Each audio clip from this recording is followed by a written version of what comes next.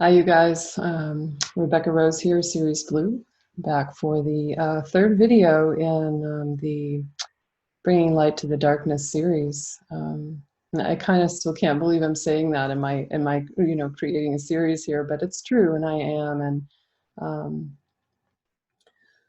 it has been longer than I intended since I recorded the last video to this one. Yeah, here we go. This is difficult subject matter for me, and when my internal guidance told me that this is what we would be recording on today, I was at first really resistant, but I knew it was true because this is very active and alive and in process for me, what I will speak on today. And there's has been a lot of sadness and grief and pain, frankly, coming out of dissociation around, the reality of mind control programming in my early life. Yeah, it's very true. So I've had a number of emotional meltdowns, emotional processing, we could call them more accurately and aptly. And that's part of the human experience, is feeling deep emotion. Between the two videos, and that's why it's taken me a while. And even today I was like, oh man,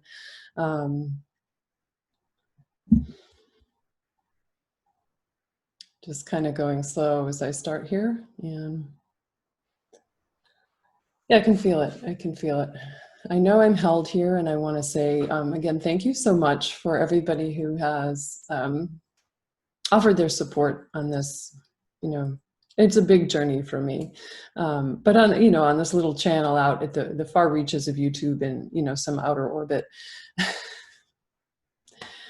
Yeah, just thank you for supporting me, and as I've asked for before, holding my hand. So many people have shown up to hold my hand. Thank you, and I'd probably be asking for that again today. Ooh, yeah. So meeting you on the this is summer solstice, and I thought, should I just bring in a light attunement and do some light language? I mean, but the whole point is transmuting the darkness into light again.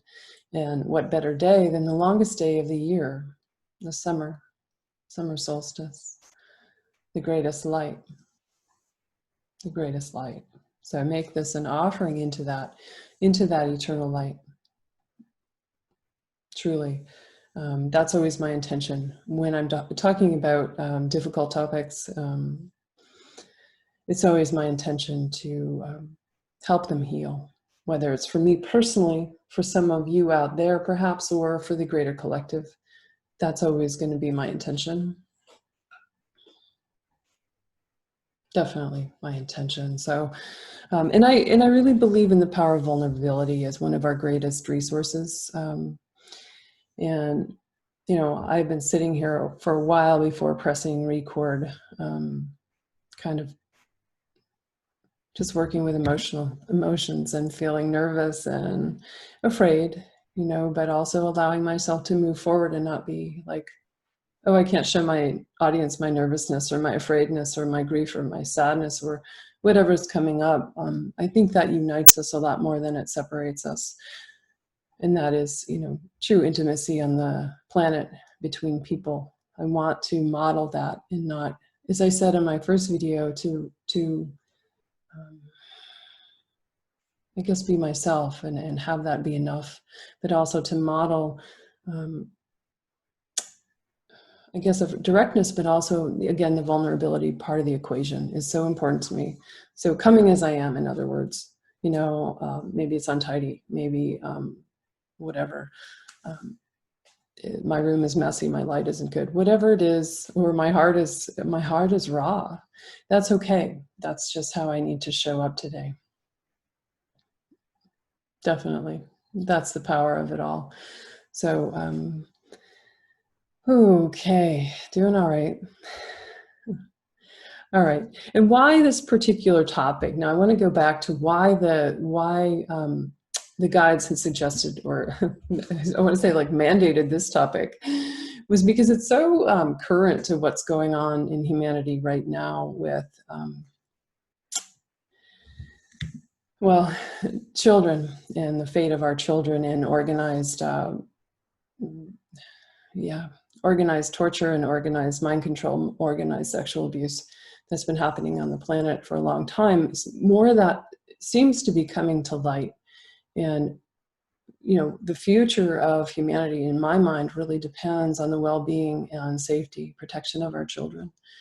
So I go back into my story, I think to underscore what's going on now, you know, bringing my story that's related to that to the light, to then via vibration and sort of a ripple effect to help clear it from the whole timeline of humanity.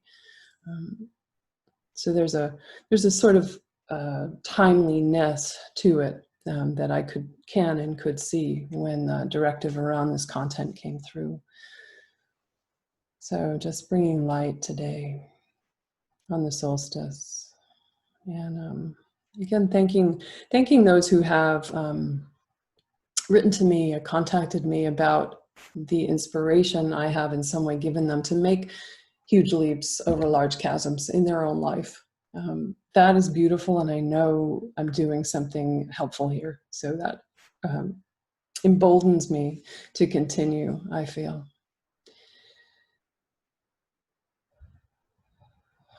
Okay. I'm going to edge in slowly to the particular events around my own mind control programming in my early life. And I'll start off by saying there are huge places in my childhood that I do not remember, things I have forgotten. And that's true for all of us. You know, I'm looking at 50 years old, so you go back 40 years or 45 or more, yeah, things are going to be not all there. It's possible, yeah. But there's big blanks and that are disconcerting to me. I was, you know, I'd shared with you guys that my brother and I had gotten closer after my father's death.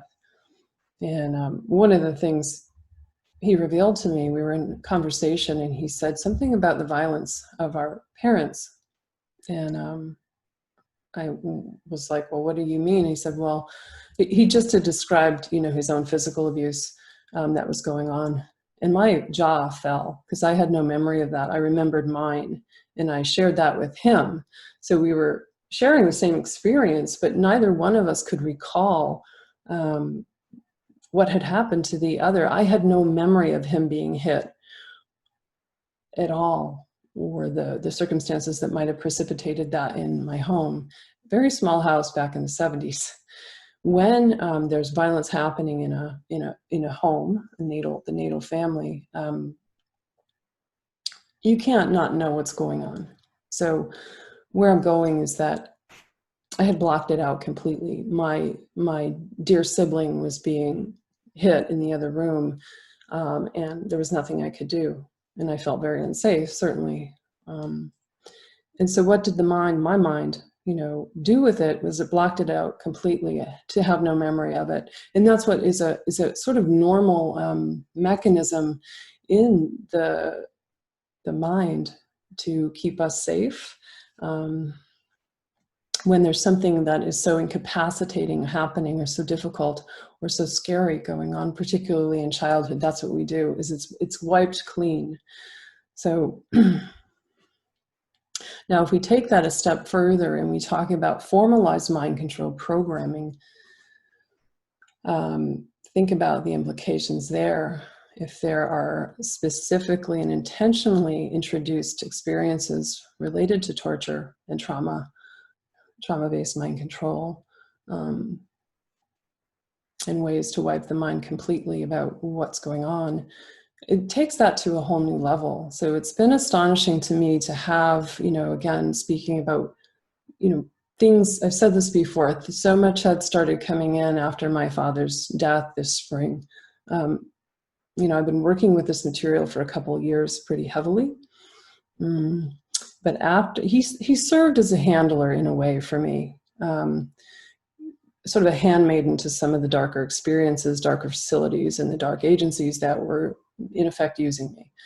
So he dies and the floodgates open, right? So this is the material that I, above all else, did not really ever want to deal with. Like, I knew it was there, but seeing it has been kind of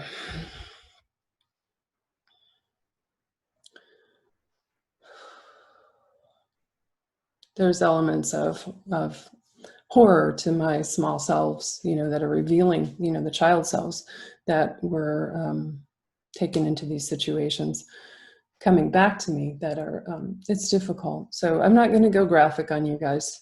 A little bit of sharing the, I just want to share, but not to go, I don't want to trigger anybody. I absolutely don't want to trigger anybody.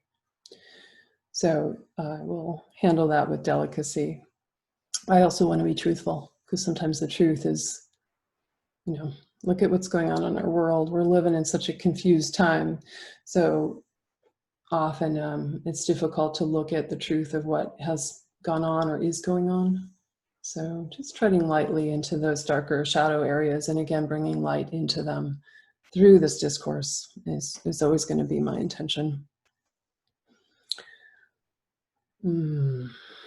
So, yeah, coming back through the field of dissociation around this particular aspect of my experience is an ongoing process. It's easier for me, had been easier for me, to just think about it as somebody else experienced that, but not me. That's very dissociative. So the experience is sort of behind a veil. At least it's not locked up anymore, but it's still not quite home. So again, I'm in active process with dealing with all this and healing from it. Finally, that's wonderful. So, boy, and I totally had to write notes on this, because when I'm in difficult material, I have to, it helps me to have something to look at if I lose my place. And this is an easy place for me to lose my location in the discussion. Okay. Yeah. So again, looking at the hidden aspects that were coming home, as if compartments in the mind, the brain, which had been locked down, were opening and showing me things that I didn't know about. So when we are adults, we have, the ego kind of has itself nailed down. We think we think we know who we are, or we have a good sense of our own self-identity. But suddenly there's other pieces that you hadn't seen before coming in, and they're part of you. So I think you see what I'm getting at here is that it causes a lot of cognitive dissonance, and understandably so. So I continue to work with that. And I'm grateful, that things in my memory field are revealing themselves after so many years. I mean, that's a healing path that I couldn't have predicted. Yeah.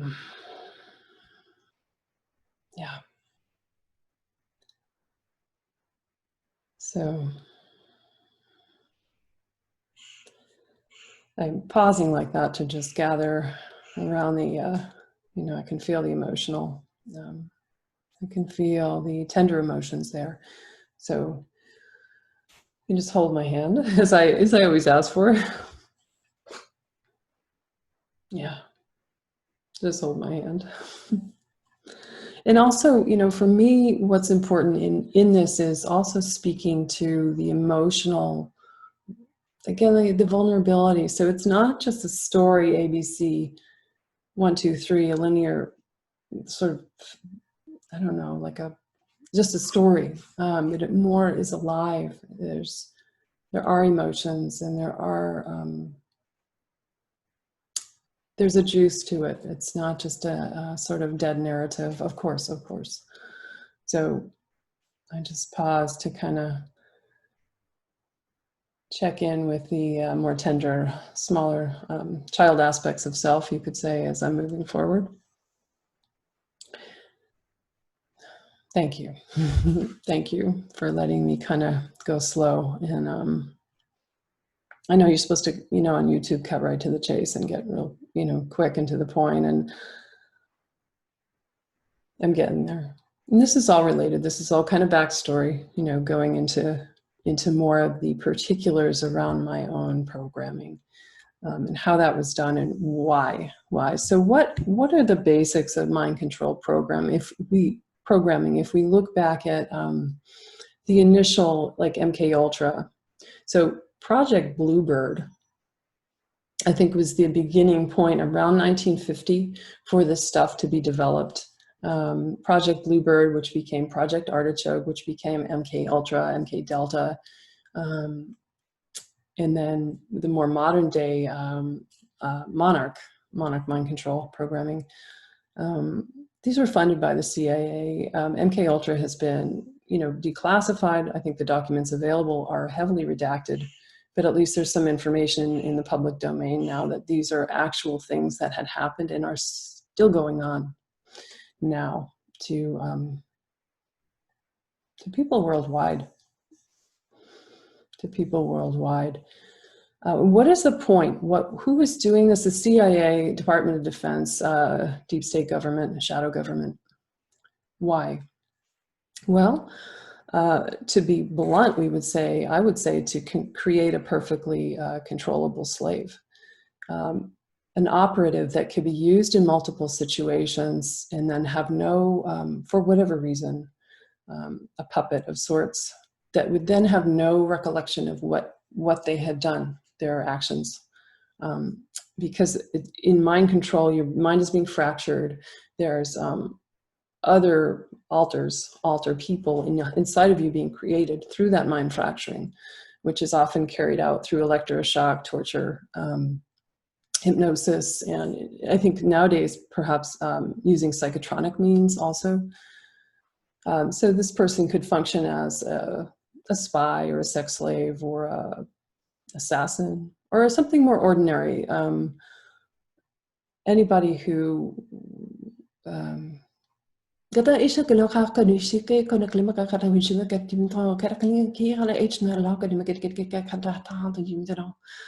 someone who could bend to the wishes of the controllers and meet their nefarious ends. So that could be many, many things. And oh boy, yeah, many, many, many reasons. And also, if you look at the broader population, it was experimenting back when all this came on board. It was experimenting to see, well, how far can we go with general public? The New World Order, if we look into that agenda, which is not where we're going. World isn't going into that, but it would be to create a race, a human race, which was completely enslaved. Again, we're not going there. We're not going there.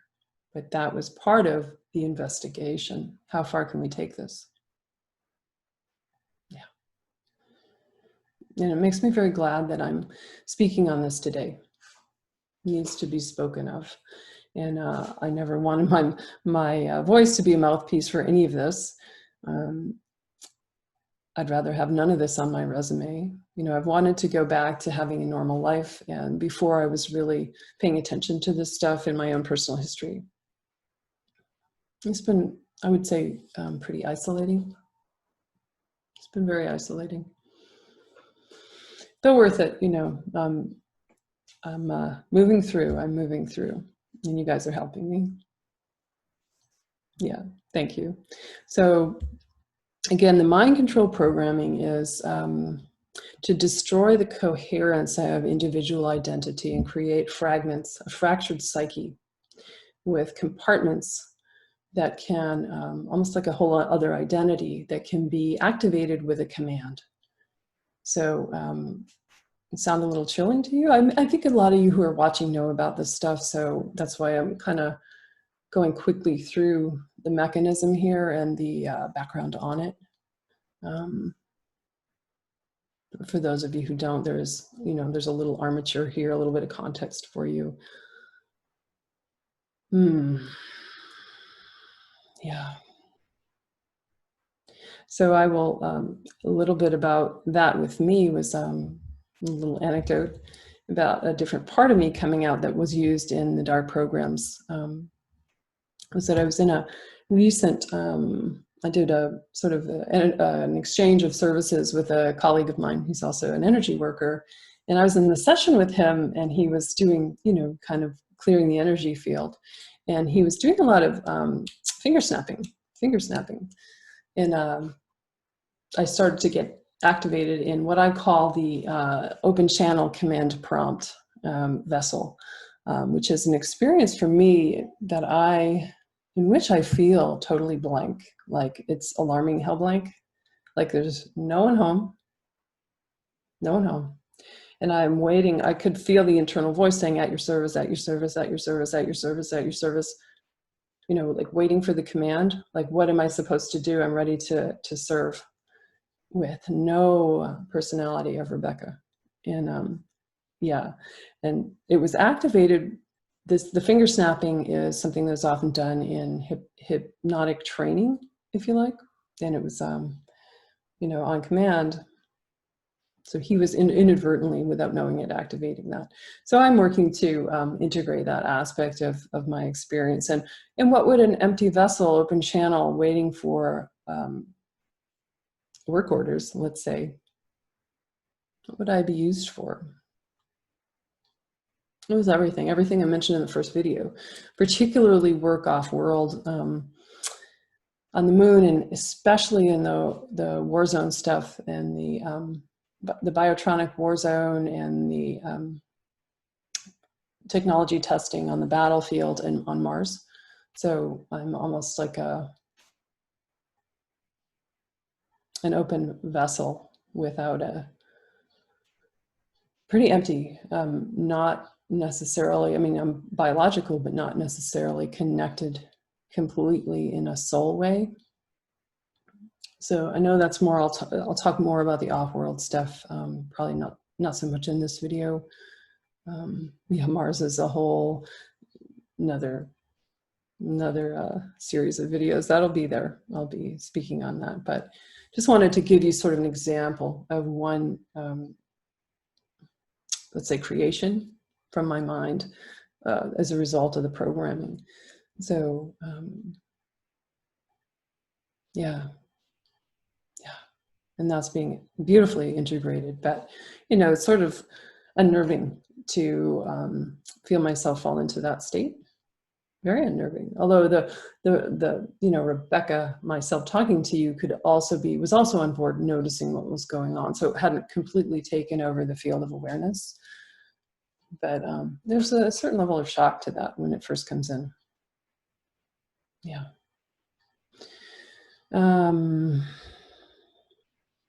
Okay. Yeah. So I'm going to go into a little bit, yeah, this is where I'm going to talk more explicitly about my experience and as a small child. I know this seems like tangential, but I think it's important. Can we take a minute to just play along with me? We're going to bring in some light here. So yes, we're going to do that. So just behold your hands. Notice your hands. Notice your hands in front of you. Perhaps the sensation of the hands. The tingly aliveness of the hands.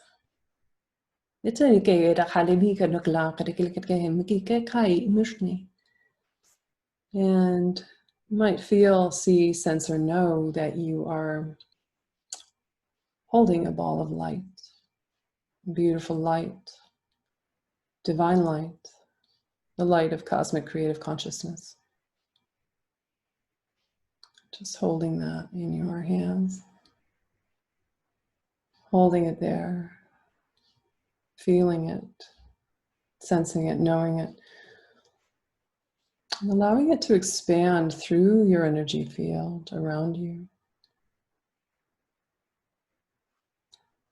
As far as you want to take that out in all directions from your physical body around you.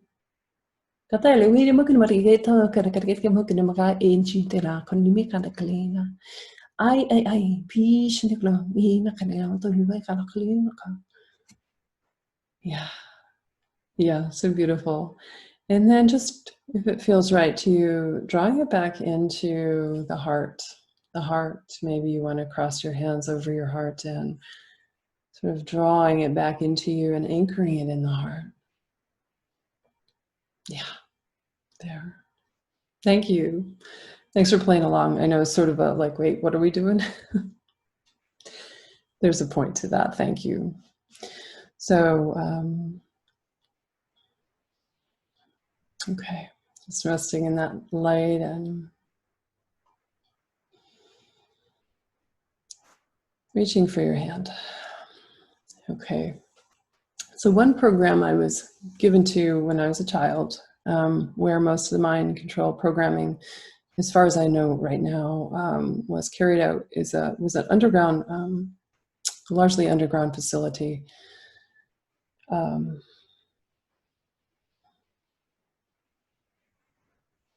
Yeah, this is kind of hard.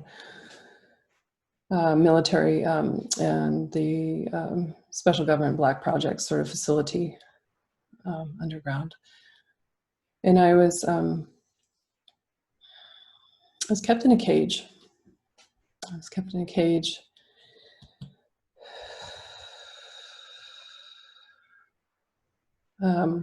As a kind of torture, and in isolation and often in the dark. And as a way of sensory deprivation, so not being able to stand and not having light really, and kept alone. The flashbacks I have are like kind of, I'm squatting and I'm kind of rocking back and forth and I'm completely dehumanized. I'm animalized. You know, I don't even recognize myself as this child. And yet I'm very aware. I'm very aware that it is me. And nobody comes into that place to be nice to me. The part of the point there to fracture the mind is to keep the child in isolation, but also so longing for human contact, human touch, human voice, anything, anyone to come to them, that in essence, I didn't care if they were coming to violate me in some way or inflict some, horrible thing on me. I didn't care. I just wanted somebody. It would make me very compliant with the things they were carrying out. And part of that was sexual abuse, sexual sorts of depravity. I won't go into that. But the image comes back, the flashback comes back, and the emotion around the, thank you for holding my hand. Yeah, that comes back, and I'm working with that. That's hard. So it's part of the, I want to say almost like a passive style of abuse. I mean, it's active because they're keeping me in a cage and then they're taking me out for certain activities. There was also like electrodes placed on my head at certain times and electroshocking the brain. So I'm sorry, I don't want to activate anybody, but I want to be truthful about that. Because this stuff has still been going on in our world for a long time. I mean, it's coming to light and bringing light around that as I speak on it. A lot of, when I'm being brought back into that experience through a flashback, it's pretty sad. I mean, I'm mama, mama, mama, mama, mama, mama, mama, mama, mama, mama, and like calling for my mother. Yeah, and there's nobody there. So, yeah, thank you. Just holding that in the light. So, bless us all. Yeah, get there to the next words. So part of the cage thing was to normalize captivity and cages for the work that I would later do with enslaved beings on the moon who are parts of experimental hybridization programs, like a lot of ETs. I mentioned that, I think, in the first video. No, ETs in captivity on the moon, like rows and rows of like stalls almost, where beings were kept for experimental laboratory purposes, genetic experimentation. And that was a big part of that lunar, underground lunar facility.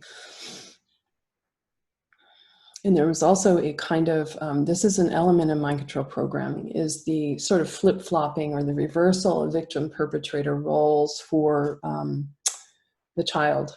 Let's say the child, because that's what we're talking about, my own life as a child.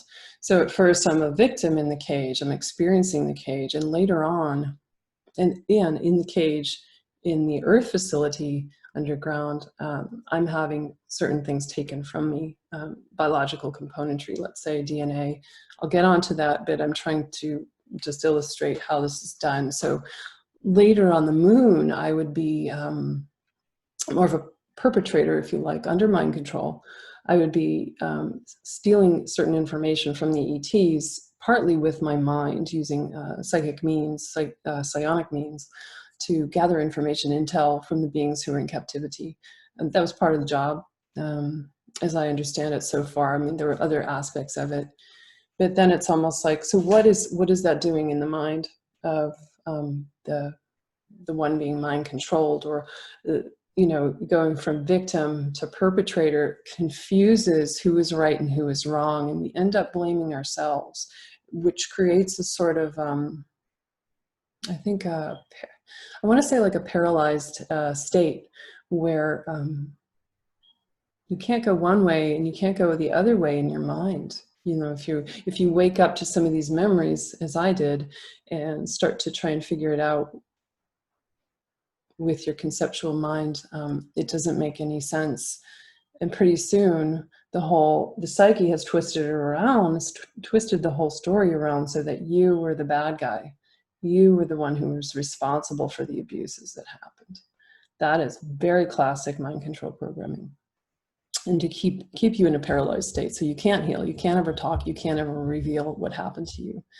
It's a very sort of fail-safe mechanism of these programs. So that seems important to note. So that is exactly what was happening, reversal of roles. Especially in the mind of a young child who's just trying to make sense of so much insanity going on, like me, this, you know, happening to me.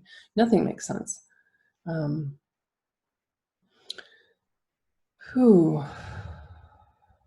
Yep. Thank you, guys. I know I'm having to take some breath here and some time and space to just integrate what's going on internally. Thank you so much. And again, let's say the Earth lab was training for work on the moon, which was also then the moon was training for work on Mars. So there's progressive levels of refinement once you've been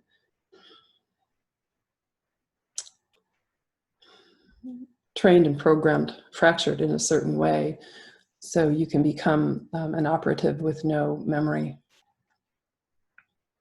Certain levels of refinement that you go through over time within all of this kind of horror show. I want to bring light to this.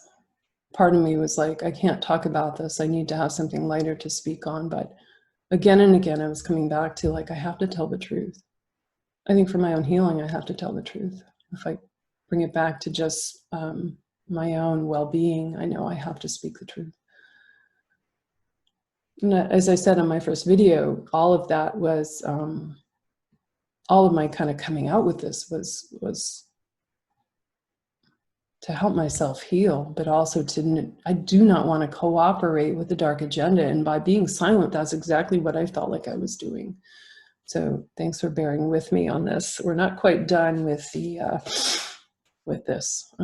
So a little more to say that is pretty pertinent for what else was going on in the cage and the genetic, I want to say, لطريقة البحر هي certain manifestations, mechanisms of harvest, okay, so harvesting. I think I talked about that in my last video. So they were taking aspects of my DNA for use in hybrid program, hybrid experiments, ETs and so forth, sort of splicing the genes together and also using like my human aspect, but also aspects of like the starseed self. And then they were also using a kind of serum that was derived from the endocrine system. So my suffering in the cages was important for this substance they were deriving from me. So a being, when it is a child, when it is brought so close to what it thinks is the end of its life, it feels like it's going to die. I felt like I was going to die. What's going on in that kid or that infant, that human being? All of its life force energy is on high, like high alert, like I gotta live, I gotta live, I gotta live, I'm freaking out, I gotta live, I don't know what to do, oh my God, I'm gonna die. And everything, all life force activated into, it seems to me, into parts of the glandular system, the endocrine system. And if there's a harvest of some of that fluid, some of that life force energy, if you like, at that time of terror, it creates a kind of drug. Some people will know this now in modern times as adrenochrome. That's, I think it's even something you can search on like Google, I don't know. So this is something similar to, let's call it adrenochrome analog. And what was the point of that with me? Well, to create a hybrid being using that life force, my life force energy, that the first one that I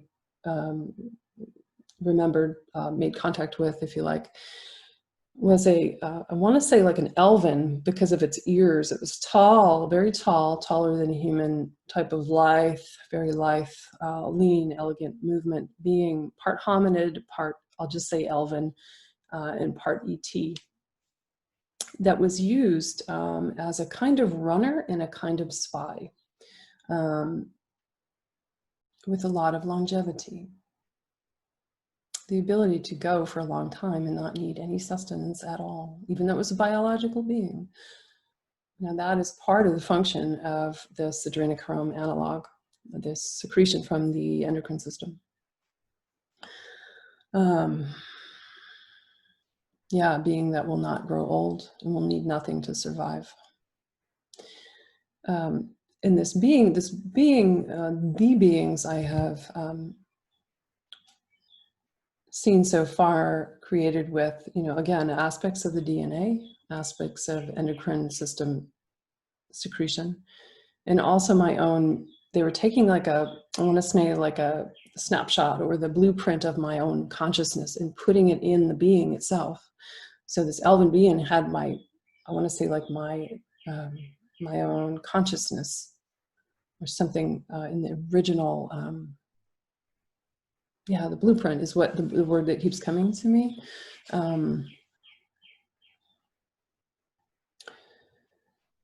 Oh, yeah, that's a lot, isn't it? So creating beings that were in one sense almost an analog of myself, but not quite. They were very distinct, separate beings that would not be, I mean, they don't look anything like me, but the point being that I could interface with the being later on in my mind. It functioned as a kind of spy, and what it was doing? It was being used in time experiments to look forwards and back through time and see what outcomes could be, changing outcomes, influencing outcomes in the future, in the past, and parallel timelines. So it's a trans-temporal being, if you like. Trans-temporal meaning not just multidimensional, but being able to transcend time, elements of time, which I think, if I divorce my mind from the more like live emotional aspects of this, it's rather fascinating. And who were the minds that were devising this? I mean, that too is quite fascinating. And the human minds that were working on these experiments were also very much informed by the Draco. Draco were big players in this. They're master geneticists. They were very heavily involved in the Moon project, the Moon facility that I was working in as a child, and also in the underground laboratory on Earth, of which I'm speaking, where where the cages were. And also, it's worthy of note too that America, after, it's a bit of a tangent, but it's related. America after World War II imported, the American government in Project Paperclip imported a lot of Nazi scientists and engineers for work in the government and black projects, military and so on, Department of Defense projects, very much like this. And what were the Germans masters of? Mind control programming and torture. They helped the US develop a lot of this with MK and Monarch. And my father, I do believe, was involved in developing some of the technology for this. Just a very strong. Yeah, I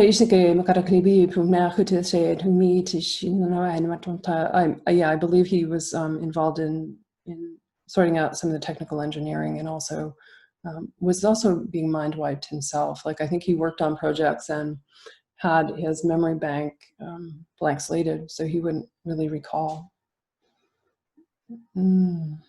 Yeah, so the story is dense. I mean, it's very convoluted for me, and there's so many different layers of it.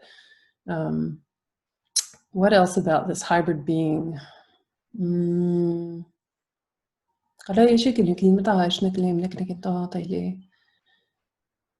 Yeah, I think those are the main things. Other than, well, I will say that one of the hybrids that was created using my, let's say, material harvest came back to me in the last month. Actually, I was in deep meditation at the very end of probably an hour and a half of meditation. This being showed up on my left, very neutral type of being, almost benevolent, and it touched its right hand to my left shoulder. And I just started weeping, weeping, weeping, weeping, weeping, weeping. I think with what had been done in a way that was completely beyond my control, with my own being, my own biological organism, my own psyche, you know, all of this, just, I was completely unglued. And so it's just part of the process of coming back from all this and healing from all this, but sort of touching in a way, you know, very human exchange in a way. Yeah. So I hope I've made that somewhat clear. It's a little confusing because some of this is on, a lot of what I'm speaking of is on the underground facility, laboratory on Earth, northeast, north and east quadrant of our country. But then it relates to, again, to there's a analog, you know, of things that would then happen on the moon, and ways I would be used in working on in the hybrid experiments later. And the experiments have no, it's almost like they have no limit to what, you know, for example, with the genetic experiments, the genetic lab, like on the moon particularly, there's everything goes here. It's like working with AI and cybernetic beings and splicing them with ETs and humans, and like, I mean, it's beyond what my human mind itself, my linear mind, can conceive of. It's so much to it. Yeah.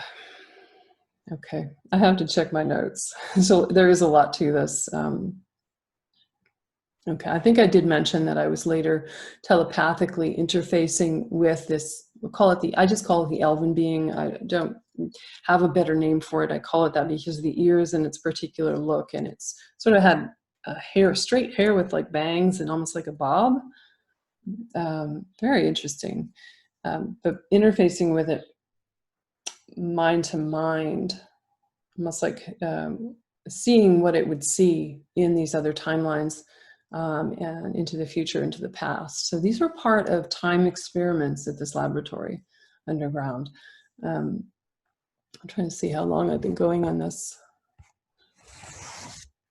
Yeah, we're getting toward the end. This has been the most difficult part is over there. I will mention one more example of the programming, the mind control programming, which was also related to a, let's say, a time travel experiment. And I call this the time tube torture tunnel. Yeah, it's in the same facility. And it feels like, you know, it's like lying down inside of a silver coffin almost. And what's happening there? Well, I'm being, I want to say like electroshocked in a certain way, but also with technology that I do not understand at all. It's as if the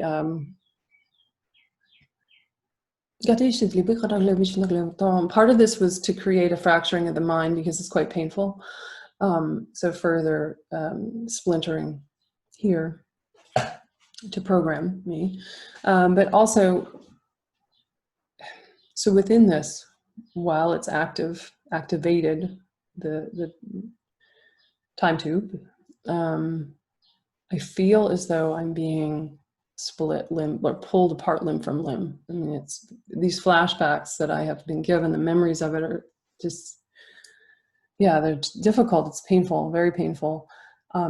What they're doing, there's twofold. I mean, there's the mind fracturing that they're trying to accomplish, you know, like another layer of that, but also separating the physical body from the etheric body, as far as I can tell, and then launching one aspect of me, like staying put, and then the other aspect launching through space and time. They wanted to see how far I would go. Well, that is, how much could I take before I blacked out? And also, how far could I go into like beyond time and space? That was meeting the ends of a certain experiment, which I'm not entirely privy to. I don't know exactly what they were trying to learn. And also sort of attesting to see how I would be useful later in the projects, like on the moon, on Mars, you know, and they did it over and over. I felt like there was something I was failing to do and they would keep doing it. Like I wasn't meeting their expectations and they would continue sticking me in this thing. And I can't, I'm still kind of dissociated from the extremity of the experience, which is probably okay for now. It's allowing me to talk about it more easily. Something yet to be more integrated. So I think that's all I'll say on that. I mean, again, from a certain standpoint outside of myself, just looking in, these things have a certain fascination, like, wow. I mean, government and private sector, you know, dark forces were funding these things. And even though these particular projects have been dismantled, so to speak, you know, from the 70s and early 80s, they still continue, particularly the technology developed in that facility that was based around time experiments and mind control programming and torture. I think those technologies are very much in use now, and continue to develop with the help of maybe we could say regressive extraterrestrials helping and other influences. Okay, so thank you. Pausing there. Just some words on healing, and sort of bringing us back, you know, cycling through those experiences. Thank you for holding space with me so I could journey there and come out the other side. And speaking about, just briefly, I need to do a whole video on, you know, the components to healing in all of this. So I'll just mentioning briefly now, again, the Procyon, Syrian, Pleiadian mothership on which I think I was also, I want to say like a sort of bilocation. Part of my soul essence was being kept, part of me was being kept safe on that mothership while I was being taken to these other rather horrific things. to keep me intact. And I think that's why I was able to survive, because I had a lot of help from the light realms. I do feel that even though it's been challenging these days to integrate all this and to sort of update my records of my life to include newer information. Yeah. I mean, yeah, I was just saying, yeah, because like it's crazy how much the psyche can hold in sort of a veiled way in which we don't have access to, but also how it can come back. I mean, that's been the incredible part, the magic of the human mind, truly. So the Procyon mothership experience, which is so light and so beautiful. And also, just to mention this briefly, I have a mother and father from a previous lifetime, Indigenous mother and father, and I just call them simply mother and father. They've been with me every day for about 2.5 years. They were my parents from a previous lifetime with the Crow people. And they've helped me heal so much. They've done soul retrieval work for me. They helped me journey to get parts back. And that's actually ongoing. Like even today, I was working with them this morning.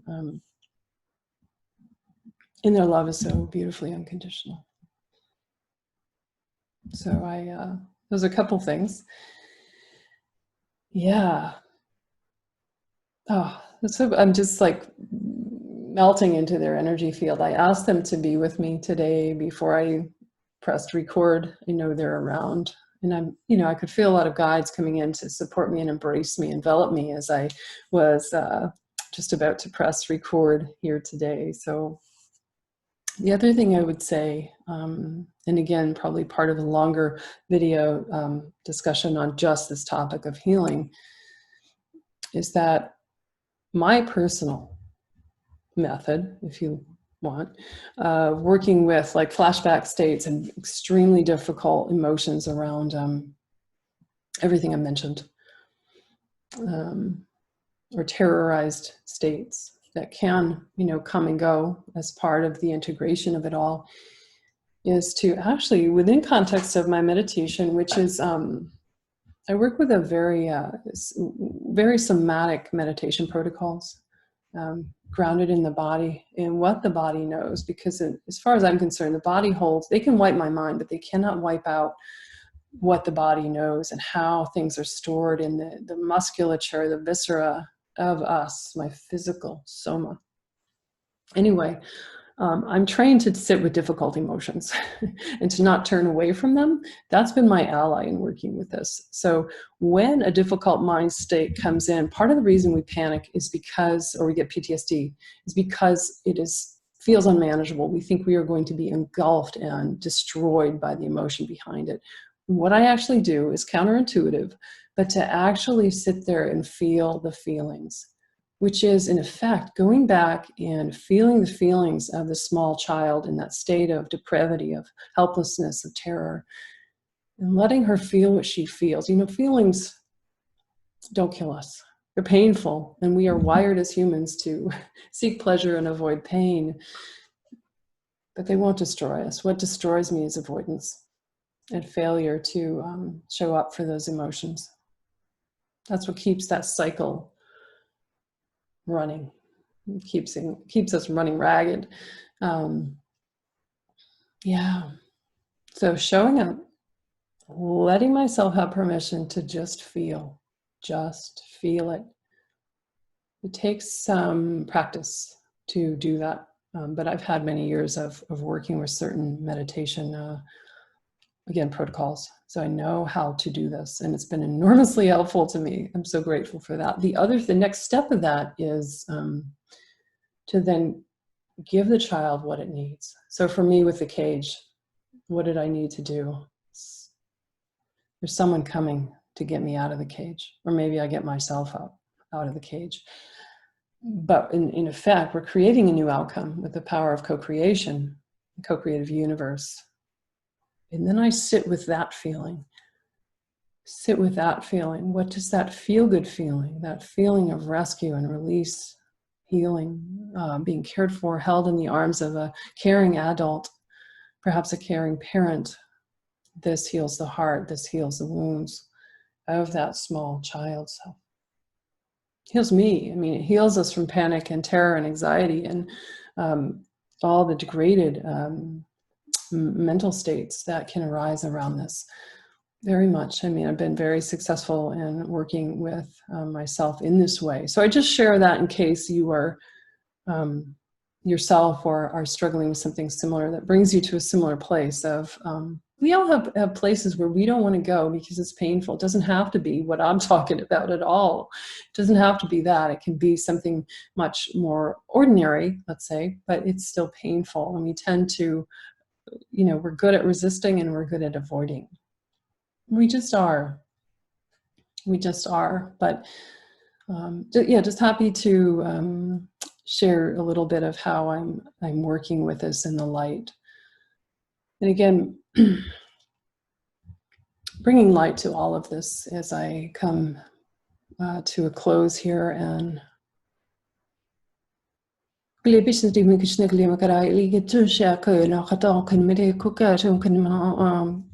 share this in order to understand the mechanism of what was done and how these covert activities have continued to thrive in the worldly environment, like on the worldly stage for so many years in relative secret. It's true for every one of us coming forward to share our experience, there's 100 more that either have no idea what happened to them or are completely incapacitated as far as trying to say anything about it. Because remember, part of the programming is you're not supposed to know, and you're not supposed to tell. Not supposed to tell. So I'm breaking a rule, which is helping me heal and deprogram. So you see, there's a personal interest ongoingly, of course, in my videos. You know, I'm helping myself. So